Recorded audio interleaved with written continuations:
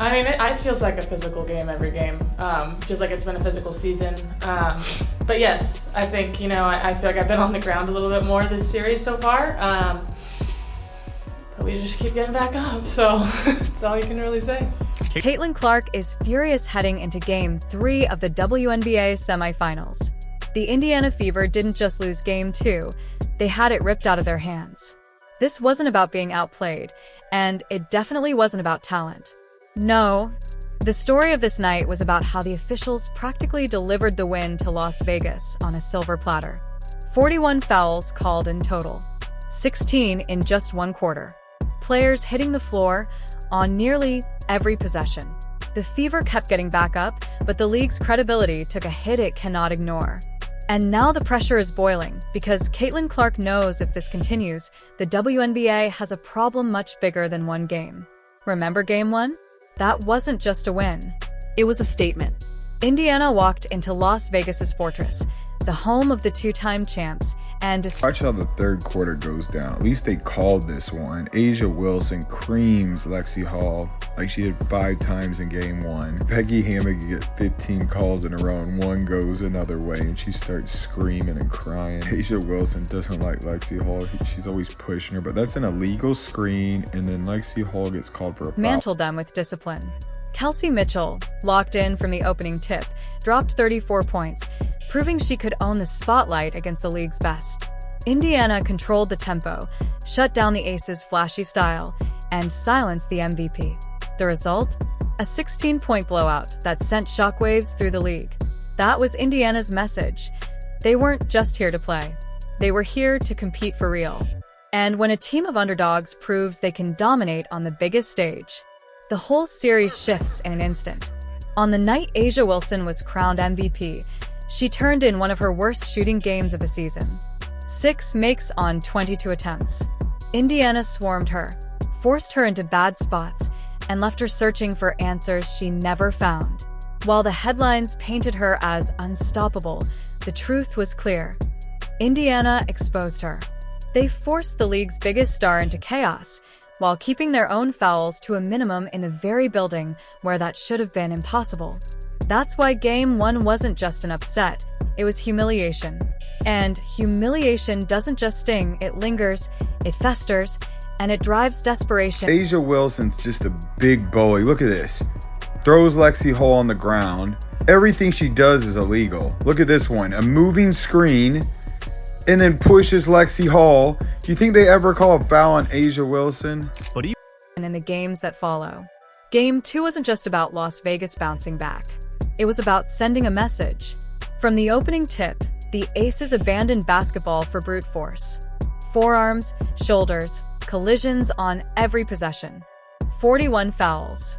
16 in one quarter. That isn't intensive. And A'ja Wilson and the Las Vegas Aces lose Game 1 on their home court to the Indiana Fever, 89-73. The Indiana Fever were in control of this game from start to finish. That's chaos. Every Indiana possession was chopped to pieces.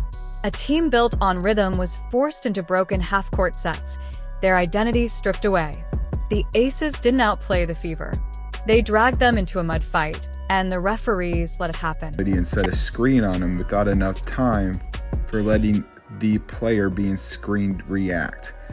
And then look at this. This one, their arms lock up, but you gotta let go at some point. Like, you can't bring the person closer to you and just stay locked in while the offensive player is trying to get the rebound. But we know A'ja Wilson only receives fouls. And the ugliest truth? Without that chaos, Las Vegas may not have had an answer at all. No one embodied Indiana's fight more than Lexi Hall. She shouldn't even have been on the court. Her back was wrecked from Game 1. But Hull strapped in, stepped up, and fought. And the Aces targeted her. Every cut, every box out. So why don't you think you were able to find any flow, and when that was the case, what are you trying to do to jumpstart things, maybe on the defense? Well, it's hard for us to find flow when there's a foul call every 10 seconds. I mean, it just really is. And when they're at the free throw line, we can't get up and down the floor. And that's a challenge. They were much more aggressive and physical defensively. And you know, we didn't counter that with our off-ball actions or with our back cuts. So they took us out of our comfort zone. I mean, offense is about rhythm, it's about timing, it's about spacing. We allowed them to do that, and they kept us from doing it. Every rotation, they went after her body, knocking her to the floor again and again. But Hull refused to fold. Instead, she buried 5 threes, tying the Fever playoff record. Every shot was defiance. Every bucket was grit. Injured, Late add to the injury report today, just how are you feeling this morning with your back, and what do you have to do to be able to play? I mean, I'm feeling sore still, but I think just a lot of treatment, trying to get, you know, our bodies as ready as we can be. Part of playoffs, I think, for everyone is it's the end of the season. Everyone's a little fatigued, everyone's a little sore. So just trying to go out there and do the best I can. Yeah, a lot of treatment with our trainers. I'm really thankful for them to spend a lot of time with me today, a lot of time with me yesterday, getting me ready for tonight. battered, but unbroken.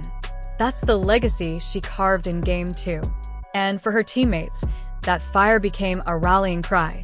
If Lexi can keep fighting, what excuse does anyone else have?